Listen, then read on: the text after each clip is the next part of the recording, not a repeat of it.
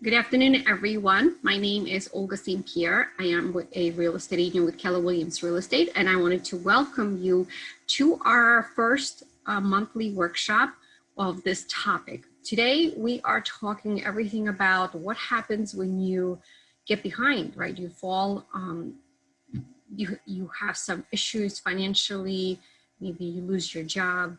And what we're talking about today is what happens then, right? If you get behind on your mortgage, what are your options? What are some of suggestions? What are some of the best ways of handling that? So that's what our workshop is about today. So what I'm going to do is share my screen with you and go through our workbook. You will get a copy of it as well, probably after this weekend, and you will also get a recording of this workshop as well, so that way you can go back and listen to it as well. So, all right, so here we go. Just a little bit about me before, as we jump in and get started.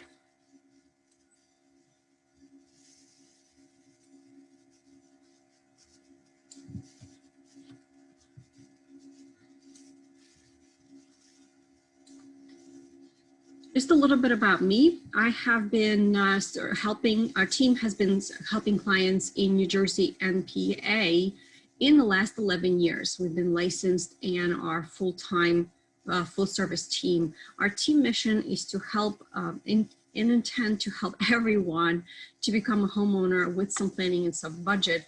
And once you do become a homeowner, we are helping you be full members of our community, as well as be sustainable and responsible homeowners. Hence our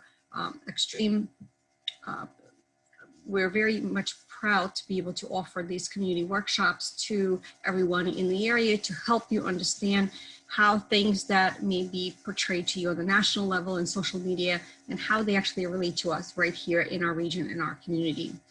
We have a moving service anywhere in the United States and Canada, state-of-the-art actually relocation services, so that is for you, for your family, friends, or coworkers. You are thinking about moving and relocating, please let us know. We're happy to help you and make this transition as smooth as possible. Also, we have concierge services. We have strategic marketing plans, home improvement contractors, any kind of assistance, senior services, and of course, we have a short sale and foreclosure counseling and resources available to you as well. And our workshop today is part of that service, so we hope that you take advantage of that. Please reach out to us with any questions, concerns. This is why we're here. This is why we're doing these workshops. All right, so let's jump right in. The focus of our workshop is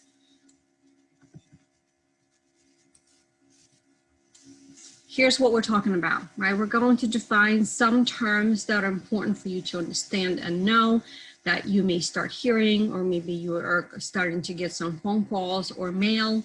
We're going to talk a little bit about a general foreclosure process overview. What does that look like? What you can expect? What are some of your options that we recommend? Things to be aware of, and you know, if you do need help, if you do want to talk to someone, here are the next steps that we do recommend. Okay, so that's what we're talking about today.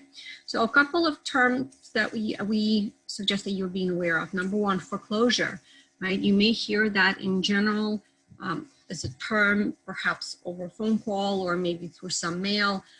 Foreclosure itself overall is a situation in which a homeowner is unable to make mortgage payments as required, which allows the lender to seize that property and to evict the occupants. Right? So that's really is the most clinical term for what a foreclosure is from start to finish. Okay, Act 91 notice, what we're talking about here is some of the official mailings that you may start to receive if you do go into the foreclosure process and you do get behind on your mortgages. And what that is a document letting you know that you must take action now to save your home from foreclosure. And it's sent to you after a certain period of time after you get behind. A short sale is the ability to sell your home for less than what you owe on your mortgage. It is one of the options that we talk about if you absolutely cannot stay in your home anymore. We sit down and we discuss these options with you to see what may be the best route for you financially as well as emotionally, to see what is the best step to take. And deed in lieu of foreclosure is a voluntary transfer of property ownership to the bank. Again, this is another option that we discussed and we talk about if that you decide that you need to leave your home because of your current financial situation. All right, so let's jump right in. What I want to talk to you about now is just what does the general foreclosure process looks like. I can tell you for a fact that the process does vary from state to state, right? It's different, and it's important to understand depending on where you are, what does that look like, okay? So typically lenders do start to get concerned when you start to get behind 2 months, 3 months, and there's no payment being made. Okay, so that's why we kind of broke it down in terms of day 1 through 1 year, just to kind of give you an idea. This is not rule of thumb. This is not set in stone. Okay. What I do know for a fact is that your lender overall, please know, they want to work with you to help you and see how they can resolve the situation. They give you plenty of time, 30 days, 60 days, to help you and share with them what your concerns are. Why are you behind? What is your current situation? So that way they can work with you and figure out the best course of action. Okay. So roughly around day 63, the lender is going to send you Act 63 and 91, right? It's a notification letting you know that, listen, we see that you haven't made mortgage payments, and unfortunately we have to start a legal process now for foreclosure because we have not seen payment. So these are notices to you, and the different notices depend on what kind of mortgage you have. So you might get an Act 63 or you may get an Act of 91, okay? Around day 96, those notices expire if you as the borrower fail to communicate with the lender about your concerns and about your situation. At that point, the lender is going to contact the foreclosure attorney to start the actual foreclosure process. Around day 125, the foreclosure attorney is going to file paperwork, the foreclosure paperwork with the county, and the borrower is going to get notified of that, okay? So at this point, here's what's important to understand is that as soon as there is a notice in your county that the lender has initiated a foreclosure process on your property, that information becomes public. Everybody's going to know that, and the floodgates are going to open. You are going to get bombarded with phone calls, with visits, with mail, with email of everyone under the sun sharing that they can help you, they can fix everything for you. So we're going to talk about this as well on the side, because this is where a lot of scams are happening and people are basically trying to take advantage of you. So we'll table that for now. Around day 172, the sheriff's office is going to schedule a sheriff sale date. Sheriff sale is where your actual home gets sold by the lender to a third party, hopefully. Day 200, notice of sheriff sale is sent to you as the borrower. Around day 230, sheriff sale does take place. And what happens during the sheriff sale is if a third party, it could be an investor, it could be somewhere else, just may or may not purchase your home. If your home does not get purchased by a third party, then the deed to the home goes back to the lender and it becomes a bank-owned home, okay? Day 232, roughly, depending on the timelines, eviction process is going to start if you as the borrower are still in the home. And then towards the end of the year, there may be eviction process involved. If you're still there, they may get the sheriff's office involved where, they're asking you to move out, they're giving you time, and there's also forcible removal and move out that can take place. So this is just a general overview, right? Overall, depending on the bank, depending on the process, foreclosure may take longer than a year. I've seen some of them take a few years. But what I know for a fact is that between each of these items, between each legal step the lender has to take, there's always plenty of time for you to notify the lender, to have a conversation with the foreclosure attorney, to let them know that you're working on things, that maybe you're trying to come up with a plan. So the lender does give you plenty of time and plenty of options and opportunities to work with you. So this is important that I actually wanted to put on the separate slide, okay?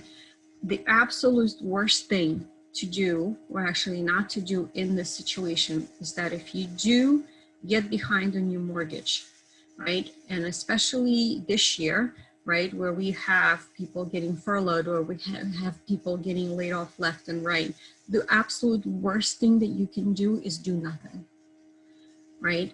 The worst thing you can do is ignore mail from your lender, ignore phone calls from your lender, right? Ignoring the fact that there is a reality and that you are struggling, it's only going to make things worse, okay? So your concerns and your issues are not going to magically disappear and go away. They're only going to get worse. So whatever you do, I just want you to make sure that you don't ignore and you don't throw the mail out, you don't ignore the phone calls, okay? It really is important to sit down and figure out what are your options. So this is what we're talking about next, okay? Your options and best courses of action. So just remember that I am not an accountant, I am not an attorney, I am licensed to practice and help people sell and buy real estate.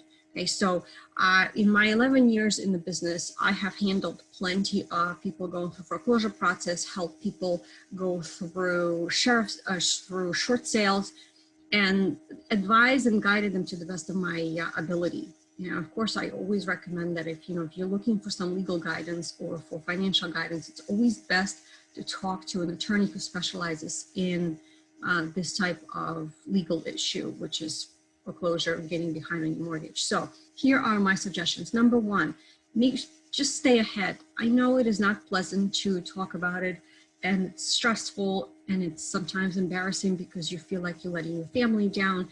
But if you foresee financial troubles, right? If you think you're going to get furloughed, if you think you're going to lose a job or your hours are getting cut, you must notify your lender immediately, right? And it may not just be about the lender, right? Kind of taking a side note. If you have a car payment, if you have a student loan, the things that you have to take care of, your revolving debt that you have to take care of on a monthly basis, call them all and let them know that you are in trouble. Here's what's happening. It's always better to be proactive and speak with your lender, let them know what's happening, and also let them know that you are going to work through this, but you need their help, all right? Number two, when you are speaking with your lender, number one thing to do is inquire about your options, because every lender in different state, different county is going to have different available courses of action for you. Okay, so you absolutely, number one, need to tell your lender that you want to work with them and need their help. And number two, you need to ask them, what are the best ways of handling this, right? There's a couple of different options, like for example, mortgage modification, where you might be able to reduce your principal or maybe lower your monthly payments temporarily, right? Or maybe change your interest rate temporarily. So ask that when you speak that with your lender. Maybe you have an option to refinance, right? With the refinancing, you may be able to lower the rate, lower the number of years of the loan, and lower your monthly payment. Forbearance, which is something that has been popular in the last 6 months or so, where you're able to either reduce or defer payments for a certain period of time because you can't make them, right? It is definitely one of the options. You need to ask for them, okay?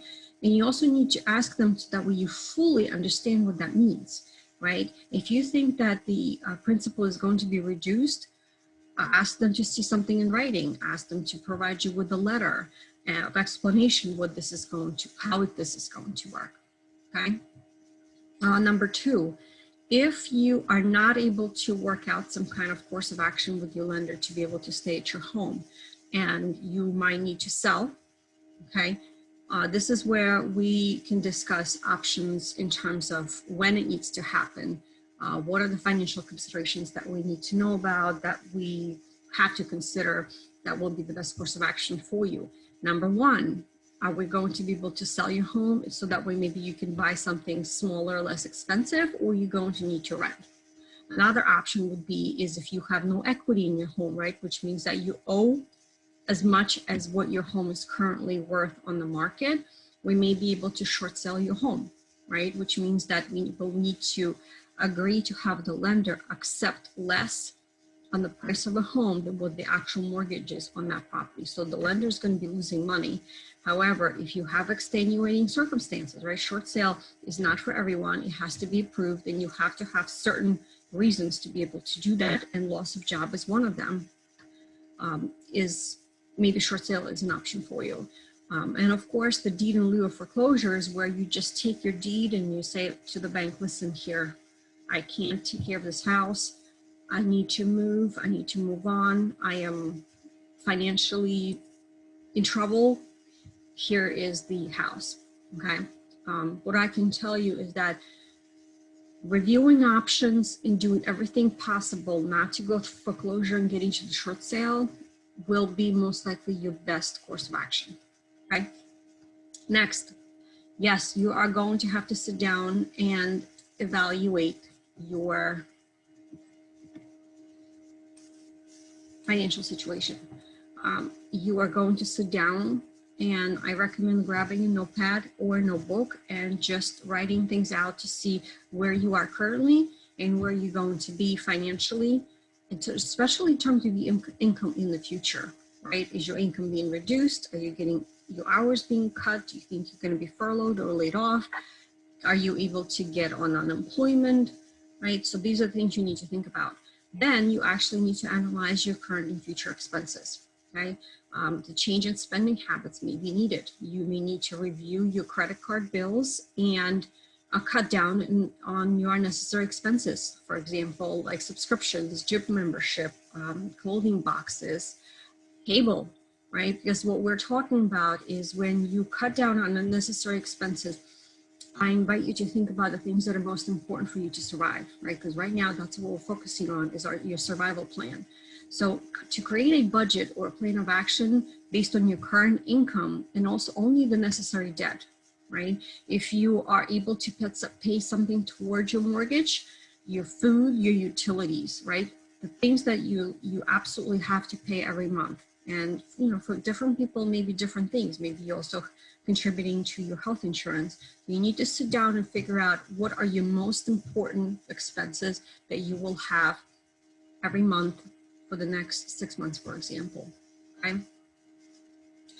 And also, I want you to remember that late payments, being behind on your mortgage overall, severely affects your credit score and your financial health, right? Which means that if you think that you're going to be able to maybe buy a car or do any kind of refinancing or anything where the credit is involved, a lot of the times when you fall behind on your mortgage because you have no payments made, it is one of the most drastic ways, unfortunately, to affect your credit and your financial health, right? The credit score is going to drop. And if you actually go through the process of either a short sale or going through foreclosure process or even potentially considering bankruptcy, right? If that might be your choice to speak with an attorney about that, your financial health is going to be affected anywhere between 3 to 10 years.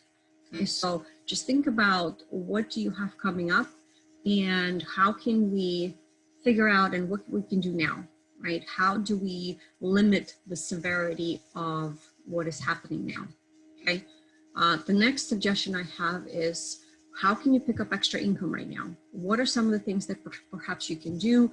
Who is hiring around you, depending on what area you're in, right? Can you do Uber and Lyft? Can you maybe deliver food through DoorDash and maybe other delivery companies? Amazon is always hiring. Who else is hiring in your area? Home Depot, Lowe's. Just think about where you are at and what job are you able to and qualified to do to get some income going as fast as possible, okay? And of course, another option is their ability to borrow funds to help you stay afloat. It could be friends, it could be family.